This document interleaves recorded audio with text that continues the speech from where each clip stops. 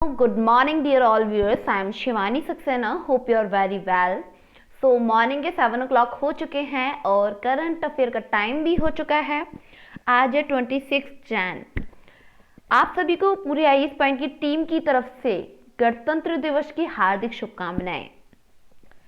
आओ झुककर सलाम करें उनको जिनके हिस्से में थे मुकाम आता है। खुश नसीब होता है वो खून जो देश के काम आता है। तो आपको बताएं कि आप लोग बहुत खुश नसीब होंगे कि आप देश की सेवा करोगे। तो जल्दी जल्दी से मेहनत करो, स्ट्रगल करो और सक्सेस हासिल करो और देश की रक्षा करते हैं हम सब मिलके।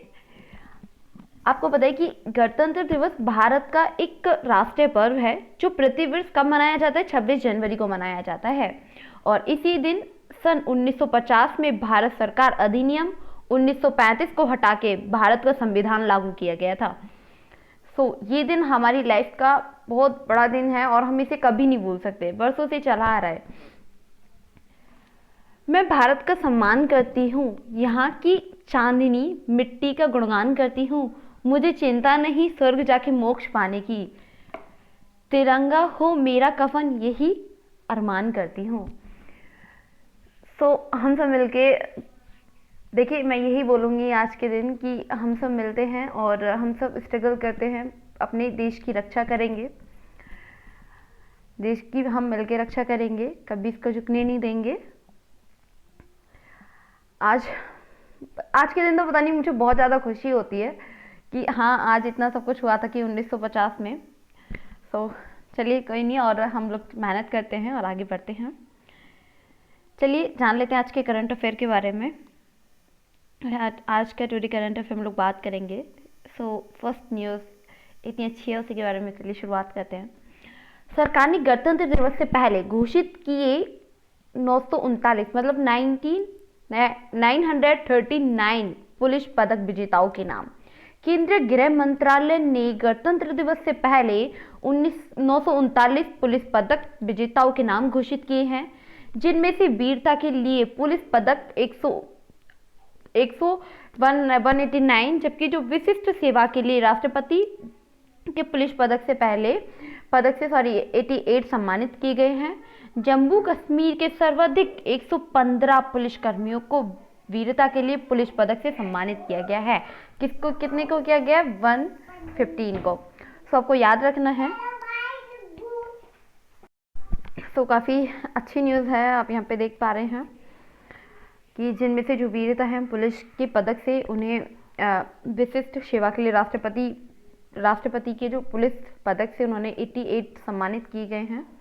और जो जम्मू कश्मीर से सर्वाधिक हैं वो 115 पुलिसकर्मियों को वीरता के लिए पुलिस पदक से सम्मानित किया गया है। चलिए जान लेते हैं नेक्स्ट न्यूज़ के बारे में। हम दुनिया का सबसे तेज AI कंप्यूटर बना रहे हैं मेटा। ये बहुत अच्छी नॉलेज है कि हम यहाँ पे क्या कर रहे हैं।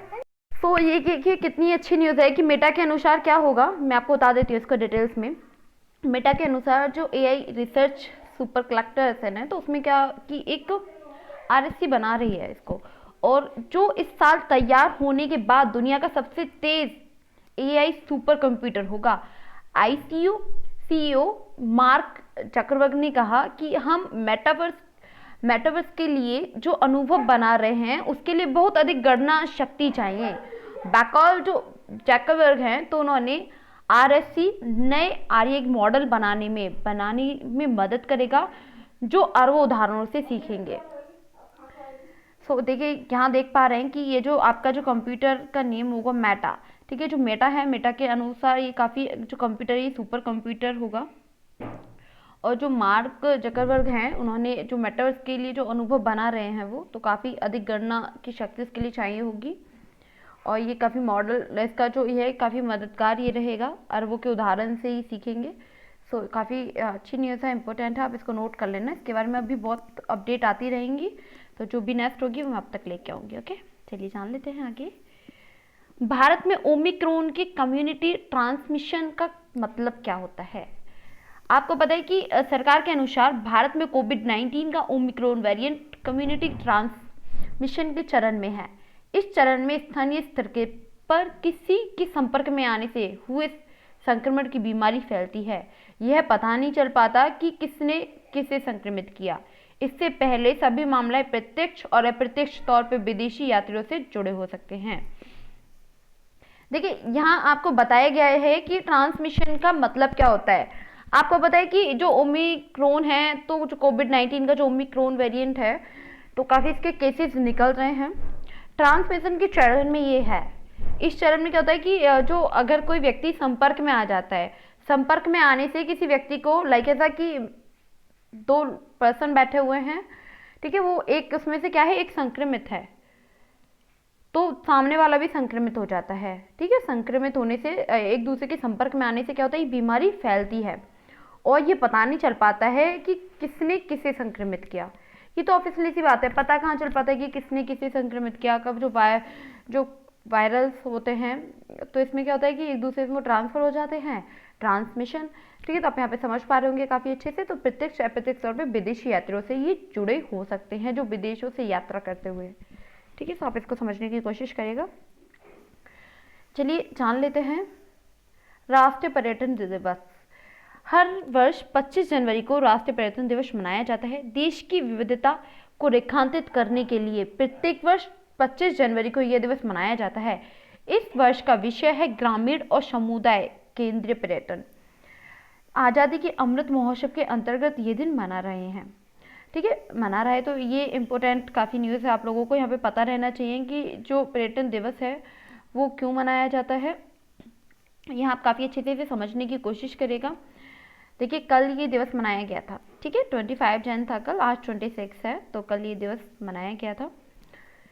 क्यों मनाया जाता है? देश की विविधता को रेखांकित करने के लिए प्रत्येक वर्ष ये मनाया जाता है 25 जनवरी को। तो कुछ इंपॉर्टेंट पॉइंट हैं जो यहाँ पे आपको नोट कर लेना है। आपको पता है कि पर्यटन क्षेत्र में विश्व में भारत का विशेष स्थान है। यहाँ पर्यटन स्थल आकर्षक और रमणीय स्थल पर है। भारत की सांस्कृतिक विरासत समृद्ध है और जो विदेशी पर्यटकों को आकर्षित करती है। तो भारत एक विशेष स्थान है। यहाँ पे बहुत अच्छी न्यूज़ है ये कि जो भारत है वो विश्व में विशेष स्थान है और जो विदेशी पर्यटक है उसको आकर्षित करती है। तो ये काफ़ी अच्छा है और आपको पता भी होना चाहिए इसके बारे में, जो पर्यटन दिवस है वो क्यों मनाया जाता है, कब मनाया जाता है, जिसके बारे में मैंने आपको बताया है आज। अगर आप चाहें तो आप इसको डिटेल्स में भी बहुत अच्छे से जान सकते हैं। वैसे तो जो आपके लिए इम्पोर्टेंट है वो मैं आपको बता रही हूँ यहाँ पे, काफ़ी अच्छा, आप इसको नोट ज़रूर कर लेना। ठीक है, आपको पता रहना चाहिए। चलिए जान लेते हैं आगे। भारत और इजराइल ने दोनों देशों के बीच राजनीतिक संबंध स्थापित होने के 30वें वर्ष पूरा होने के अवसर पर एक स्मारक लोगो जारी किया है। देखिए, ये न्यूज़ यहाँ पे आपको बताती है कि भारत और इजराइल ने दोनों देशों के बीच राजनीतिक संबंध स्थापित करने का 30वां वर्ष पूरा होने के अवसर पर एक समान स्मारक लोगो जारी किया है। भारत में इजराइल के दूत नारोर जो है वो आपके इजराइल में भारत के दूत संजीव सिंगला उपस्थिति में एक ऑनलाइन कार्यक्रम में कल वर्चुअल माध्यम से इस लोगो का अनावरण किया गया। लोगो में क्या हुआ है कि लोगो में स्टार ऑफ डेविड और अशोक चक्र दिखाया गया है, जो दोनों देशों के राष्ट्रीय ध्वज में एक अंकित प्रतीक चिन्ह है तथा परस्पर संबंधों के 30वें वर्ष पूरे होने पर 30 संख्या की आकृति भी बनी है। और क्या है इसमें कि यह वर्ष, ये विशेष लोगो दोनों देशों की जनता के बीच मजबूत मैत्री, प्रेम और सम्मान के प्रति है। ये सम्मान का प्रतीक है। इससे दोनों देशों के बीच बढ़ती जो रणनीतिक भागीदारी को प्रदर्शित होती है। तो देखिए कितना अच्छा हुआ है कि जो भारत और इजराइल है उन दोनों के जो संबंध है उसको 30वां वर्ष पूरा होने जा रहा है, 3 साल उसको पूरे होने जा रहे हैं और इसी के लिए, इसी के अवसर पे एक स्मारक लोगो जारी किया है। और जो भी वो इजराइल को भी प्रदर्शित कर रहा है वहाँ पे प्रतीक, इजराइल का जो ध्वज चिन्ह है, जो राष्ट्रीय ध्वज है, तो उसको भी वो अंकित प्रतीक है वहाँ पे, चिन्ह है। और साथ ही भारत का भी देखिए अशोक चक्र, यहाँ पे मैं आपको बता रही हूँ कि डेविड जो कहाँ का है, इजराइल का है ध्वज डेविड, और आपका अशोक चक्र जो इंडिया का है। सो काफ़ी अच्छी न्यूज़ है, आप इस बात को ज़रूर नोट कर लेना। यहाँ पे 1-2 लाइन में ही नोट करना, बेशक आप तो ये है कि आपको इन्फॉर्मेशन इसके बारे में होना चाहिए जो मैंने आपको दे दी है। अब आप इसको काफ़ी अच्छे से याद रखिएगा। काफ़ी अच्छी न्यूज़ है, चलिए जान लेते हैं आगे। सेबी ने निवेशकों की जानकारी के लिए सारथी ऐप की शुरुआत। इसको डिटेल्स में जानने की कोशिश करते हैं। भारतीय प्रतिभूति और विनिमय बोर्ड सेबी ने क्या किया है, निवेशकों की जानकारी के लिए सारथी ऐप की शुरुआत की है। इसका उद्देश्य प्रतिभूति बाजार के बारे में जो निवेशक हैं, निवेशकों को उचित जानकारी उपलब्ध कराना है।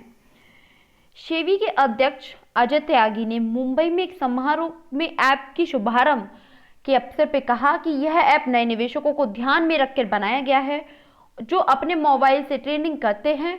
श्री त्यागी ने कहा कि इसके जरिए प्रतिभूति बाजार, केवाईसी प्रक्रिया, ट्रेडिंग, म्यूचुअल फंड्स, बाजार की ताजा उथल पुथल आदि के बारे में प्रयुक्त जानकारी मिलेगी और यह अभी हिंदी और अंग्रेजी दोनों में उपलब्ध है।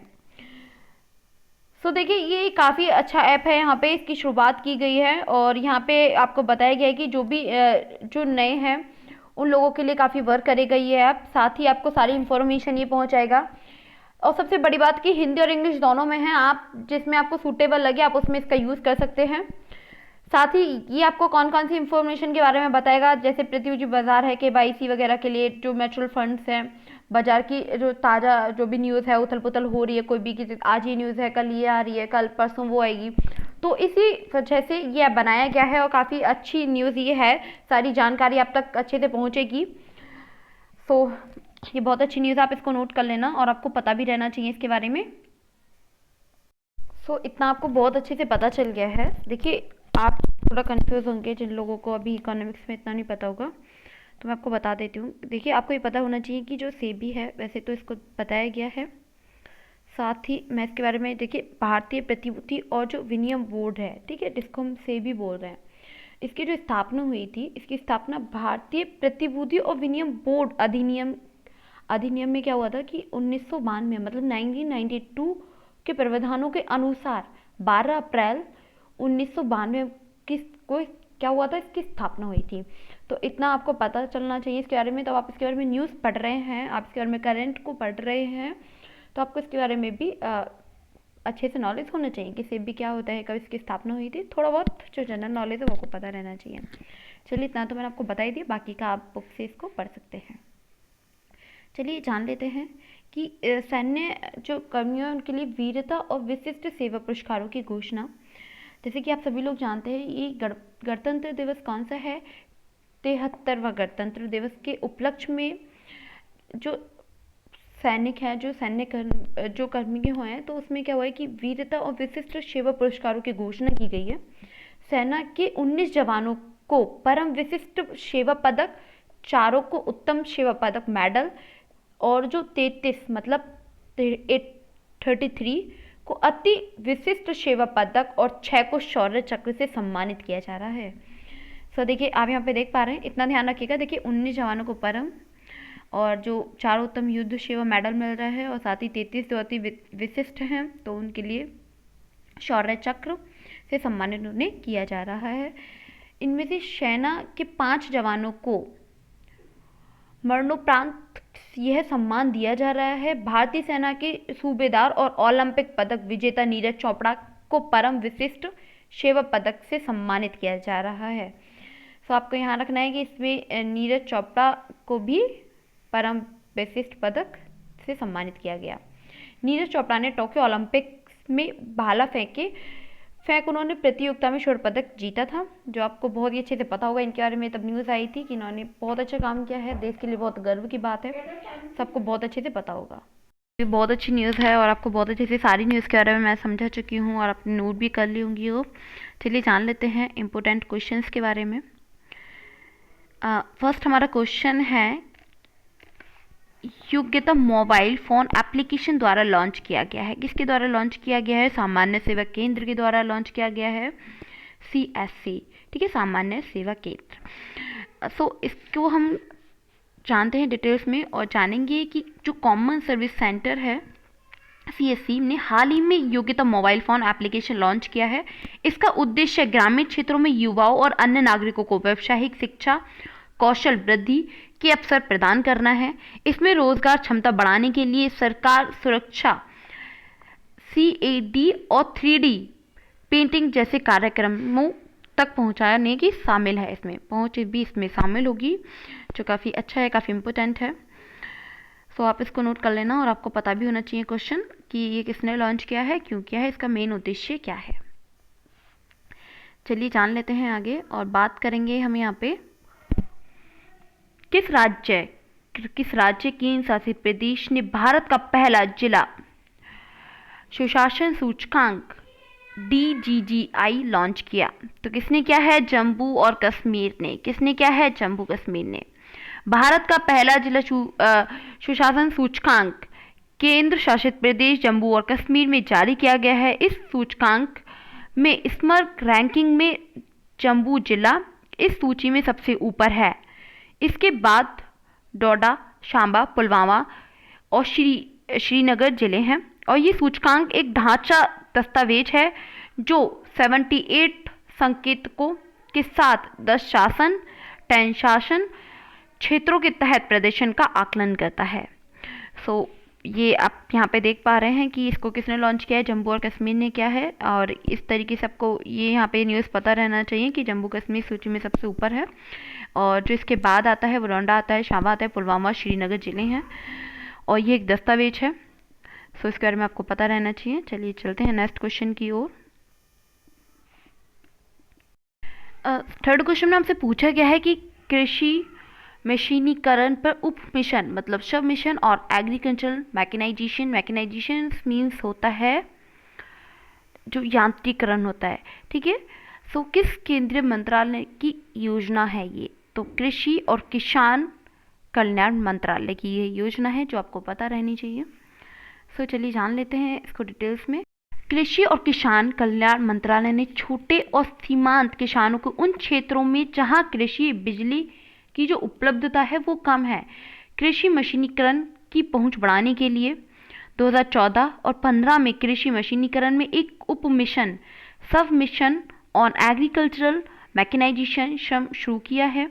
इस मिशन में हालिया दिशा निर्देशों के अनुसार किसान के खेत में इस तकनीक का प्रदर्शन के लिए कृषि ड्रोन की लागत का 100% या 10 लाख रुपए तक का अनुदान कृषि मिशनरी प्रशिक्षण और परीक्षण संस्थान ICAR संस्थान CBK और राज्य कृषि विश्वविद्यालय द्वारा ड्रोन की खरीद के लिए प्रदान किया जाएगा।